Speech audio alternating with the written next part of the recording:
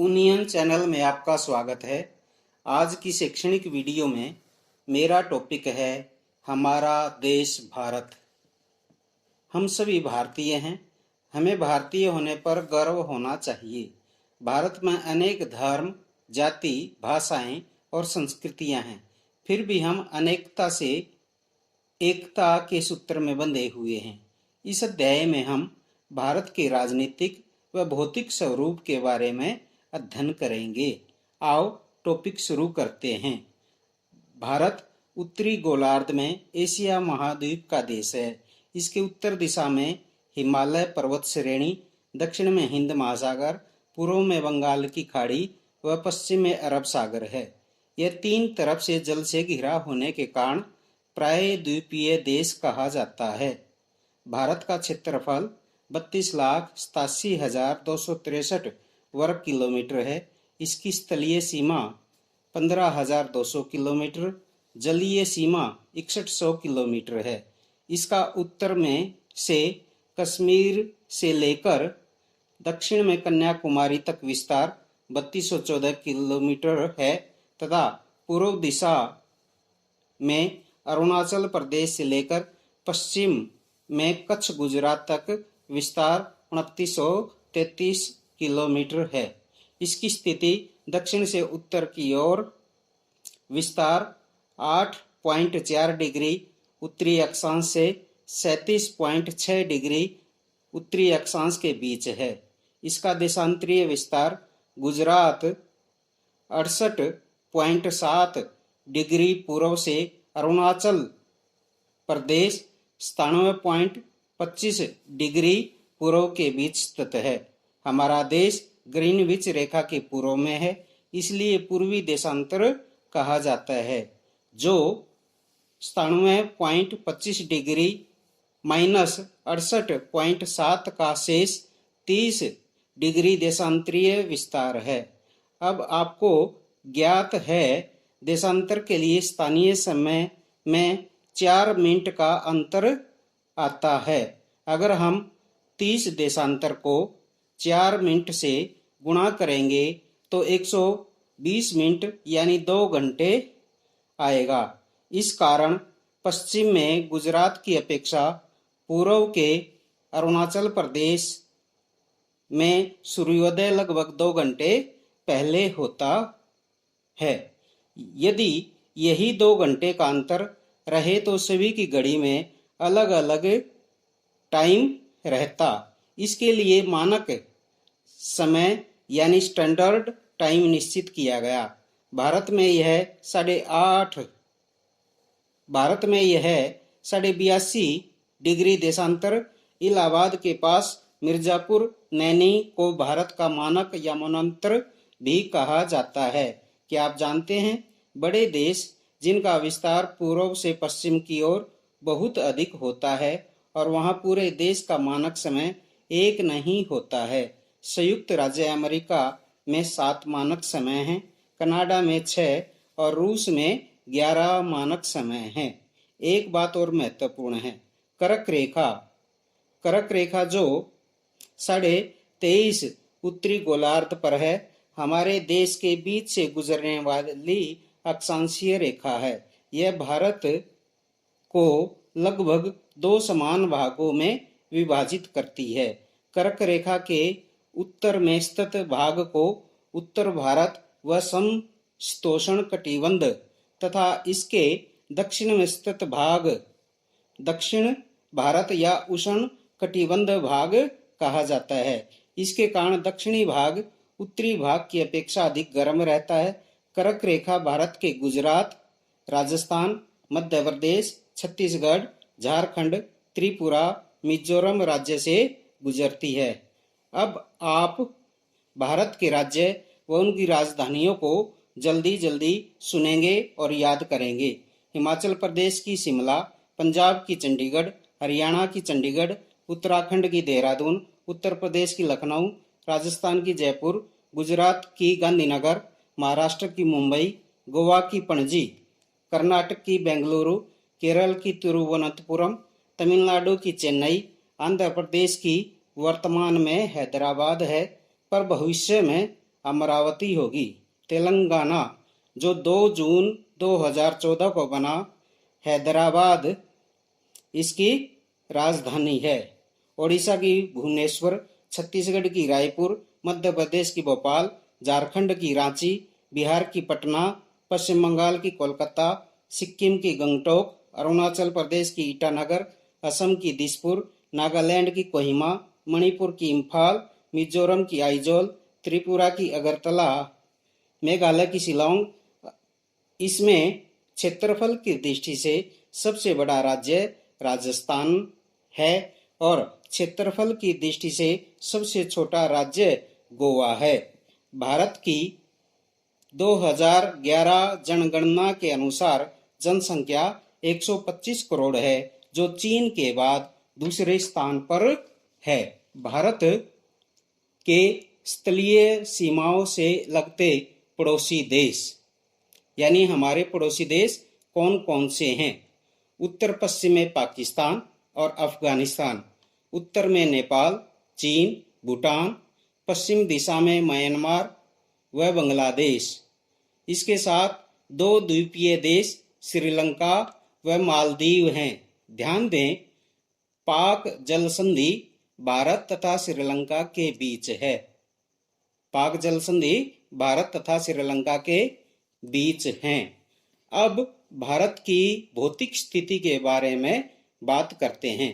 भारत को 6 भौतिक भागों में विभाजित किया जाता है। ये 6 भाग हैं। नंबर 1 हिमालय पर्वत श्रेणी, नंबर 2 उत्तर भारत का मैदान, नंबर 3 थार मरुस्थल, नंबर 4 प्रायद्वीपीय पठार, नंबर 5 तटीय मैदान और नंबर 6 द्वीप समूह। अब इनको हम विस्तार से करते हैं। नंबर 1 हिमालय पर्वत श्रेणियां। हिमालय हिम जमा आलय यानी बर्फ का घर। उत्तर में बर्फ से ढका हिमालय संतरी का कार्य करता है। यह विश्व के सर्वोच्च वलित पर्वत हैं। हिमालय पर्वत को 3 मुख्य समानांतर श्रृंखलाओं में बांटा जाता है। नंबर 1 वृत्त हिमालय या हिमाद्री। यह हिमालय की उत्तरी तथा सबसे उच्च श्रेणी है। नंबर 2 मध्य हिमालय या हिमाचल।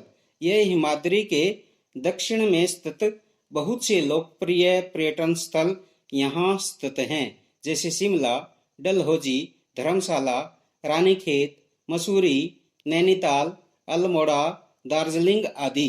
नंबर 3 बाहरी हिमालय या शिवालिक श्रेणी। यह हिमालय के सबसे दक्षिणी भाग या श्रेणी कहा जाता है। यह जलोढ़ अवसादों से बनी है। इसके बाद मैदान शुरू हो जाते हैं। नंबर 2 उत्तर भारत के मैदान। यह मैदान समतल तथा सपाट हैं। यह मैदान सिंधु, गंगा, ब्रह्मपुत्र तथा इसकी सहायक नदियों के द्वारा लाए गए जलोढ़ निक्षेपों से बने हैं। ये मैदान कृषि के लिए बहुत उपयोगी हैं और यहाँ पर पर्याप्त मात्रा में कृषि भी उपलब्ध है। इसी कारण यहाँ अधिक जनसंख्या निवास करती है। इसमें एक शब्द आया है जलोढ़ निक्षेप।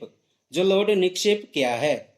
यह नदियों द्वारा लाई गई बहुत महीन मिट्टी होती है तथा नदी बेसन में निक्षेपित कर दी जाती है। इसके साथ सहायक नदियां, वे नदियां जो मुख्य नदी में आकर मिलती हैं तथा अपने जल को मुख्य नदी में मिला देती हैं, जैसे गंगा की सहायक नदियां यमुना, चंबल, घाघरा, गंडक, कोसी, बेतवा, सोन आदि हैं। नंबर 3 थार मरुस्थल।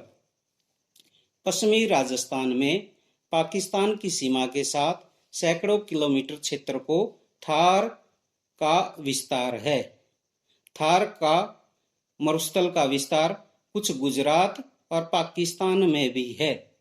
यहाँ पर वर्षा बहुत कम होती है और चारों तरफ रेत ही रेत है। यहाँ लू चलती है। थार मरुस्थल हरियाणा, उत्तर प्रदेश की तरफ बढ़ रहा है। इसे रोकने के लिए भारत सरकार ने 449 किलोमीटर इंदिरा नहर बनाई है।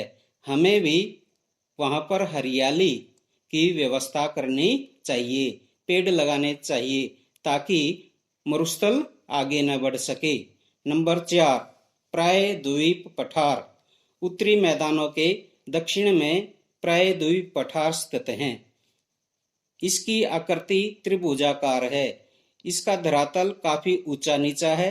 इस क्षेत्र में बहुत सी पहाड़ी श्रृंखलाएं तथा घाटियां स्थित हैं। इसके उत्तर पश्चिम में अरावली पर्वत श्रृंखला स्थित है, जो विश्व की सबसे पुरानी श्रृंखला है। विंध्य व सतपुड़ा श्रेणियां भी महत्वपूर्ण श्रृंखलाएं हैं। इन श्रृंखलाओं से होकर नर्मदा तथा ताप्ती नदियां बहकर पश्चिम की तरफ अरब सागर में गिरने वाली मात्र 2 नदियां हैं। ये डेल्टा नहीं बनाती। ये प्रायद्वीप पठार आग्नेय शैल से बना है, जिनमें अनेक खनिज पदार्थ जैसे कोयला, लौह अयस्क आदि पाए जाते हैं। इस पठार को 2 भागों में विभाजित किया जाता है। नंबर 1, मध्यवर्ती उच्च भूमि, इसे तेलंगाना पठार भी कहा जाता है। नंबर 2, दक्कन का पठार, जिसे दक्षिण का पठार कहते हैं। नंबर 5, तटीय मैदान। तटीय मैदान भारत के पूर्वोत्तर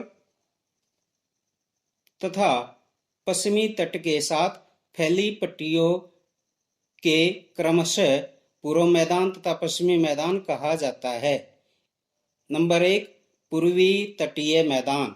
पठार के पूर्व में पूर्वी घाट स्थित है, जो बीच बीच में टूटा हुआ तथा असमान है। पूर्वी तटीय मैदान अपेक्षाकृत चौड़े हैं। यहाँ पूर्व की ओर बहने वाली कई नदियां हैं, जैसे महानदी, गोदावरी, कृष्णा, कावेरी। ये बंगाल की खाड़ी में गिरती है। ये नदियां अपने मुहाने पर उपजाऊ डेल्टा का निर्माण करती हैं। अब डेल्टा क्या है? स्थल का वह भाग जो नदी के मुहाने पर बनता है, उसे डेल्टा कहते हैं। गंगा व ब्रह्मपुत्र नदियां विश्व के सबसे बड़े डेल्टा का निर्माण करती है, जिसे सुंदरबन डेल्टा कहा जाता है। इस डेल्टा की आकृति त्रिभुजाकार है। दूसरा शब्द है मुहाना। मुहाना जहां नदियां समुद्र में प्रवेश करती है, उस जगह को नदी का मुहाना कहा जाता है। इसका दूसरा भाग है पश्चिमी तटीय मैदान। पठार के पश्चिम को पश्चिमी घाट कहा जाता है। इसे सह्याद्री भी कहा जाता है। पश्चिमी घाट का विस्तार एक समान रूप में है। पश्चिमी तटीय मैदान काफी संकरे हैं। अंतिम 6ठा पॉइंट है द्वीप समूह। भारत में अनेक द्वीप समूह हैं, जो अरब सागर और बंगाल की खाड़ी में स्थित हैं। इन्हें 2 भागों में बांटा जाता है।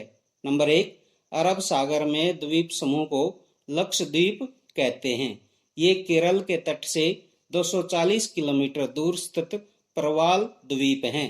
ये द्वीप प्रवाल मूंगा से बने हुए हैं, इसलिए इसे प्रवाल द्वीप भी कहते हैं। प्रवाल द्वीप क्या?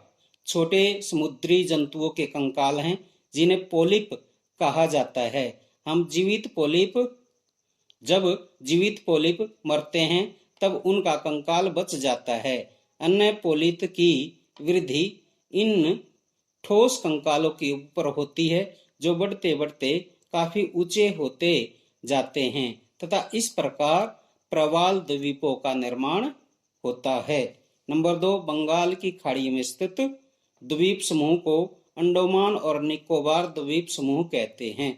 अंडमान द्वीप समूह 550 द्वीप हैं, जिसमें केवल 26 पर ही लोग रहते हैं। निकोबार द्वीप समूह में 22 द्वीप हैं, परंतु 10 द्वीप पर ही लोग रहते हैं।